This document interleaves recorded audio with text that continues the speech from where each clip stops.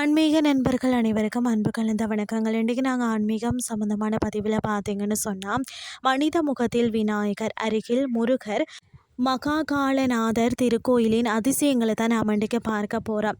அதாவது பார்த்திங்கன்னா, திருவாரூர் மாவட்டத்தில் அமைந்துள்ள திருமாகாளம், அதாவது மகாகாலநாதர் திருக்கோயில் தான் ஆன்மீக அதிசயங்களில் ஒரு சங்கமம்னு சொல்லலாம். பொதுவாக நாம் விநாயகரை யானை முகத்துடன் தான் தரிசிப்போம்.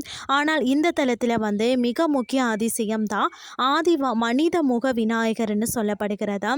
அதாவது இந்த கோயிலின் டாப் 5 அதிசயங்களை தான் நாம் இன்றைக்கு பார்க்க போகிறோம். அதாவது பார்த்தீங்கன்னா, சோமாசி மாறன் நாயனார் நடத்திய யாகத்துக்காக தான் விநாயகர் தும்பிக்கை இல்லாமல் மனித முகத்துடன் காட்சி தந்து அருளிய தலம் தான் இது.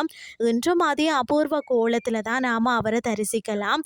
அது மட்டும் இல்லாமல் விநாயகரை போல தான் முருகப்பெருமானும் இங்கு மிக தொன்மையான ஆதி ஸ்கந்தர் வடிவில் எழுந்தருளி உள்ளார். அம்பன் அம்பாசூரன் என்ற அசுரர்களை வதம் செய்த பிறகு காளி தேவி தான் தோஷம் நீங்க வழிபட்ட தலமாம். அதனால் தான் இவருக்கு பார்த்தீங்கன்னா மகாகாலநாதர் என்ற பெயர் வந்ததாம். மற்றது மரண பயம் உள்ளவர்களும் தீவிர உடல் உபாதைகளால் அவதிப்படுறவங்களும் இங்குள்ள மோட்சலிங்கத்திற்கு அபிஷேகம் செய்து வழிபட்டாலே பலன் நிச்சயம் என்பது நம்பிக்கையாக இருக்கிறது. அது மட்டுமில்லாமல் பயர்சர் அம்பிகை அம்மன் பயத்தை போக்கி பக்தர்களுக்கு அபயம் அளிக்க அன்னையாம்.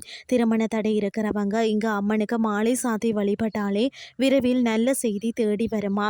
சிவன், சக்தி, ஆதி விநாயகர், ஆதி முருகர் என எல்லாருமே ஒருங்கே அருளக்கூடிய இந்த புனித பூமியை தான் உங்கள் வாழ்க்கையில் ஒரு முறையாவது தரிசியுங்கள் என்று சொல்லி கூறிக்கொண்டோம். இன்று ஆன்மீகம் சார்ந்த பதிவை நிறைவு செய்து கொள்கிறேன். இதே மாதிரி மற்றொரு ஆன்மீகம் சார்ந்த பதிவோடு உங்களை சந்திக்கிறேன். நன்றி.